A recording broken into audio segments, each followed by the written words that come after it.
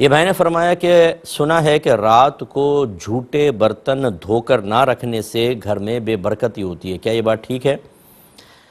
دیکھیں، صفائی نہ رکھنا یہ صرف برتن کے ساتھ ہی نہیں، صفائی وغیرہ نہ رکھنا، گندگی ہو تو اس سے یقینی سی بات ہے کہ اس میں برکت کم ہوتی ہے، کیڑے مکوڑے گھر میں پیدا ہوتے ہیں، خرابی پیدا ہوتی ہے، جراثیم پیدا ہوتے ہیں، یہ تمام چیزیں بے برکتی کی ظاہری ایک علامات میں شمار کی جا سکتی ہیں۔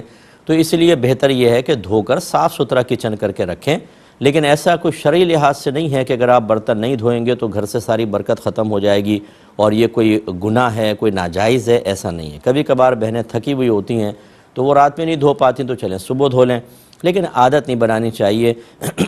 آپ کا کچن، آپ کا سنک بالکل صاف ستھرا ہونا چاہیے۔ یہ جو ہماری بہنیں کرتی ہیں کہ رات میں چھوڑ دیتی ہیں اور پھر جھینگر مچھر کیڑے مکوڑے پیدا ہوتے ہیں اور پھر وہ اتنی تیزی کے ساتھ انڈے بچے دیتے ہیں اور پھر وہ سارا کچن گندا ہو جاتا ہے، خراب ہوتا ہے، یہ چیز مناسب نہیں ہے، یہ نہیں ہونا چاہیے۔ کسی نے پوچھا کہ کیا بڑے یا بچے پر قرآن کی کوئی بھی آیت پڑھ کر دم کیا جا سکتا ہے؟ جی بالکل کیا جا سکتا ہے۔ اس میں تھوڑی سی تفصیل ہے کہ ایک تو یہ کہ حدیث میں کوئی چیز آ گئی کہ نبی کریم صلی اللہ علیہ وسلم نے یا صحابہ کرام نے کوئی مخصوص آیت، کوئی یہ مخصوص سورت پڑھ کر دم کی اور اس سے شفا حاصل ہوئی، تو یہ تو پھر حدیث سے اس کا ثبوت ہے، اس میں آپ بالکل کامل یقین کے ساتھ کر سکتے ہیں کہ یہ چونکہ حدیث سے ثابت ہے تو اس میں ضرور ایسا برکت ہوگی۔ جیسے الحم شریف کے بارے میں ہے کہ ایک صحابی نے ایک کافر کے اوپر الحم شریف پڑھ کر دم کی، جس کو بچھو نے کاٹا تھا تو اس کا زہر زائل ہو گیا۔ اسی طرح نبی کریم صلی اللہ علیہ وسلم نے اس کو سورۃ الشفا قرار دیا۔ تو یہ ایسا ہے، اور کئی اور صورتیں ہوتی ہیں، آیات وغیرہ وہ آپ پڑھ سکتے ہیں۔ ایک ہوتا ہے کہ آپ کوئی حدیث وغیرہ سے ثابت نہیں، لیکن ویسے ہی کوئی حسن ظن قائم کر کے دم کرنا چاہتے ہیں تو یہ بالکل ٹھیک ہے، کوئی بات نہیں ہے، کیونکہ پورا قرآن بابرکت ہے۔ جہاں سے بھی پڑھ کر آپ حسن ظن قائم کر کے اچھی نیت کے ساتھ کریں گے، اللہ تعالیٰ برکت پیدا فرمانے والا ہے، یہ بھی ٹھیک ہے۔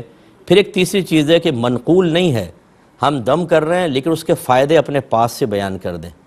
یہ دم کر دو تو کرونا بھاگ جائے گا، یہ دم کر دو تو چکن گونیا ختم ہو جائے گا، یہ دم کر دو تو فلاں ہو جائے گا۔ اچھا کہاں سے ثابت ہے؟ ثابت تو نہیں ہے۔